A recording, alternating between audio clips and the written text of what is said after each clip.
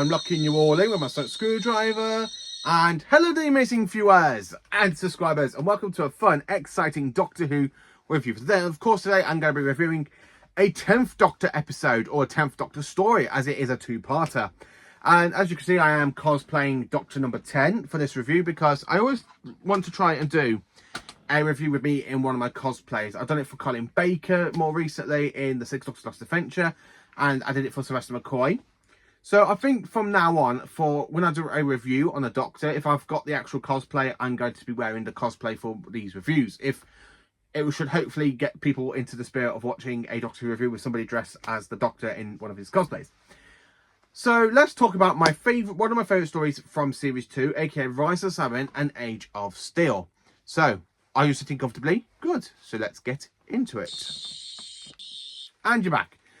So then, talking about Rise of the Cybermen and Age of Steel, it is an episode I do enjoy, because one of my favourite actors from Only Fools and Horses is in this story, aka Roger Lambert, Roger, who actually played Trigger in Only Fools and Horses, and I do love the comedy Only Fools and Horses. And he is in this story, and he's playing Mr. John Lunick, the man who is dying, and of course he's trying to find a way to survive. And using that fantastic brain, he creates a whole new version of the Cybermen from a parallel universe. And it's very much of a mixed bag, really. So we open up with this really cold opener with John Lunick talking to this soldier, and he goes, "How do you depend to tell people from beyond the grave?" And he's like, "I'm sorry, kill him." And I like the execution of the Cybermen, because it's a really great villain. And of course, we're going to the title sequence, where basically you've got David Tennant, Billy Piper, and going into the story, which is Rise of the Cybermen and Age of Steel. So inside the TARDIS, the Doctor is just there, kind of chilling out with basically with Rose, and he's there talking to Mickey, and he's got Mickey holding something, and he goes, "Why are you doing that?" "Because you told me to." "When was that?" "About half an hour ago." You can stop now."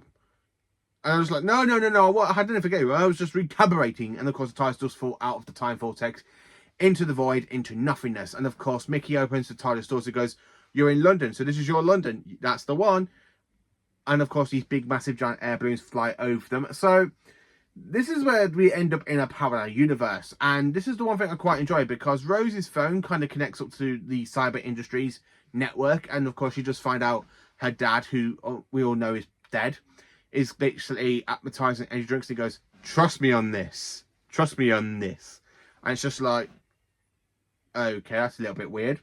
So we do kind of see Rose having a bit of a paddy, like, "I want to go and see him." And the Doctor's going, "No, you two, just stay there right now."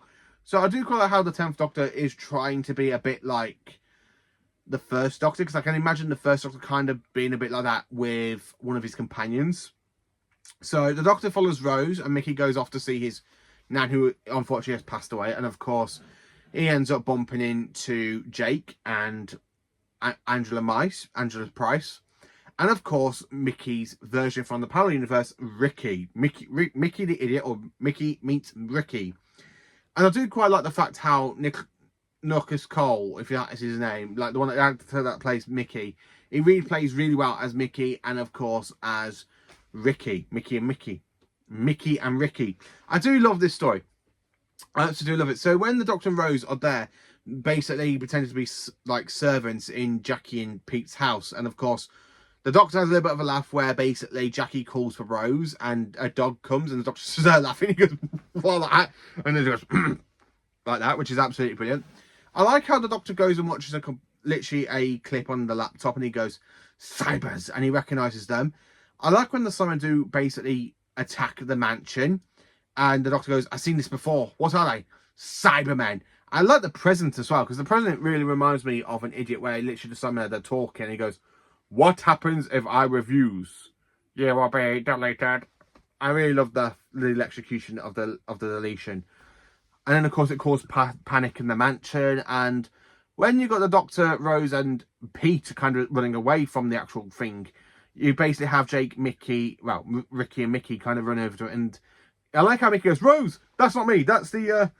"Oh my god, if things ain't bad enough, there's two Mickeys. It's Ricky." I absolutely love the two of them. I like when the Doctor uses the TARDIS energy to kind of burst towards the Cybermen. And after that cliffhanger, he's there going, but this is a surrender. Look at me, I surrender. Will you surrender? And he goes, and I really love that cliffhanger with the Cybermen. It was really great. You will be deleted. Delete. Delete. Delete. So I like how basically the Doctor teams up with Ricky, Angela Price, and Jake, and of course they go into the cyberbase.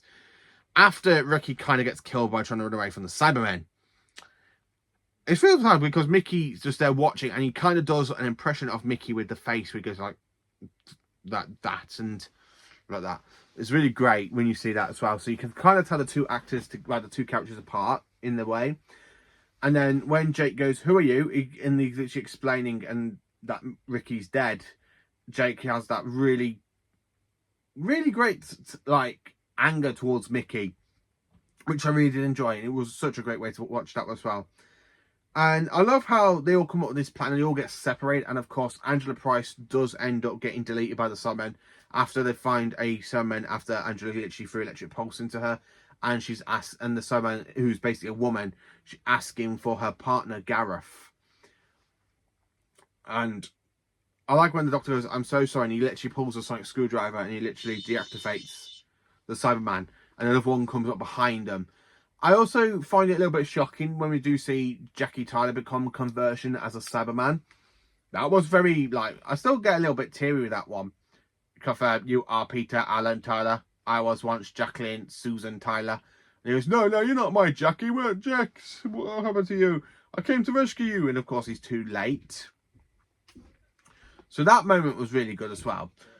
So after basically we have the reveal of the cyber controller, aka John Lunick, where he's literally the whole subbrain in the head and he's there talking, and the Doctor using Mickey and Rick, like the code from Mickey's phone, and he puts it to the computer, and the Cybermen have that basically meltdown and the heads end up blowing up. I do kind of like the goodbye scene where basically Mickey says, "Oh, I'm staying here. This world's lost its Ricky, but I'm going to stay here and take his place."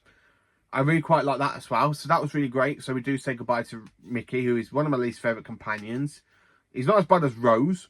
I don't care for the love triangle for Series 2 because literally the first part of Series 2, you kind of have a love triangle between the Doctor, Rose and Mickey. It's just very off-putting and I just don't really care for it. And then, of course, we end up back in our universe where Rose is hugging Jackie and she goes, "Where is it? Where have you gone?" And the Doctor goes, "Far away. Far away."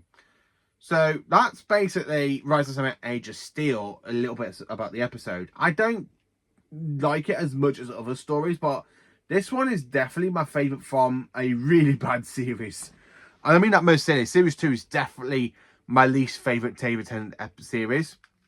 But the Rise of Cybermen Age of Steel is one of the good episodes in that whole run. I mean, it's either my favourite episode, well, my two favourite stories, which is both two-parters. Sorry, it's basically the Rise of Cybermen and Age of Steel, and of course the Impossible Planet and Satan's Pit. So, more importantly, how do I rank and rate this kind of story? Well, it is a 10 out of 10 for me. Again, it's my favourite from Series 2. I love the Cybermen. I love the whole build-up. It's really brilliant. Just absolutely a really great story. Absolutely fantastic. So, let me in the comments, what do you think of basically Rise of Cybermen and Age of Steel? Is it one that you go back and watch often? Is it not one you go back and watch often? Let me know in the comments section down below. And please join me for more awesome Doctor Who content and stay absolutely fantastic. And of course, allons-y.